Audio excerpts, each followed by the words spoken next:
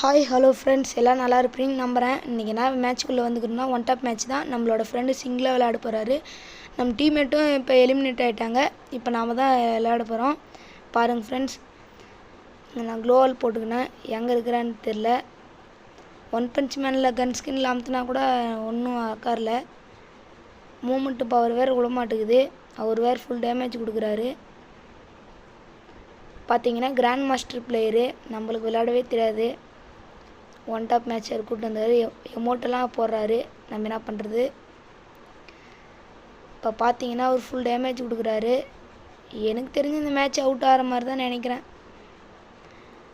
அவர் moment கொடுக்குறத பார்த்தா double ஷாட்லேயே pitch எடுக்க போகிறாருன்னு நினைக்கிறேன். பாருங்கள் ஃப்ரெண்ட்ஸ், க்ளோவால் போட்டால் கூட நம்மளால் க்ளோவாலே உள்ள ஃபோன் வேறு லைட்டாக ஹேங் ஆகுது. பாருங்கள் ஃப்ரெண்ட்ஸ், அடித்து தள்ளிட்டார்.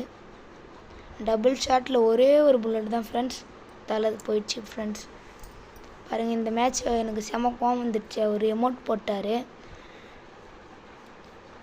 இப்போ டஸ்டிக்கில்லே அவர் தலையை பிச்சு எடுக்க போகிறேன். பாருங்கள், க்ளோவால் வேறு சரியாக விழ மாட்டேங்குது ஃப்ரெண்ட்ஸ். டவர் வேறு கிடைக்க மாட்டேங்குது. பாருங்கள் ஃப்ரெண்ட்ஸ், இவர் இங்கே இருக்கிறாரு. ஆனால் பாருங்கள் ஃப்ரெண்ட்ஸ், எட்டே ஏற மாட்டேங்குது. பாருங்க, க்ளோவால் கீழே விழ மாட்டேங்குது ஃப்ரெண்ட்ஸ், மேலே உழுது. பாருங்கள், எட்டு ஏற்றுனா வெறும் ரெண்டு. பாருங்கள், எட்டே ஏற மாட்டேங்குது. நான் வேறு என்ன பண்ணுறதுனே தெரில. என் கூட வேறு யாரும் இல்லை.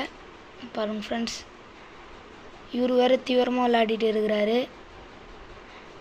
One punch man gun skin சிஎஸில் பிஆரில் வேணால் இது கிங்காக இருக்கலாம். ஆனால் இதில் அடிக்க வரல ஃப்ரெண்ட்ஸ். பாருங்க ஃப்ரெண்ட்ஸ், அடிக்க வரல. நான் என்ன பண்ணுறதுன்னு இப்போ தெரில ஃப்ரெண்ட்ஸ். இவரை உள்ளே விட்டு லாக் பண்ணிட்டேன் ஃப்ரெண்ட்ஸ். க்ளோவால் போட்டு உள்ளே லாக் பண்ணுறேன். முடியல ஃப்ரெண்ட்ஸ்.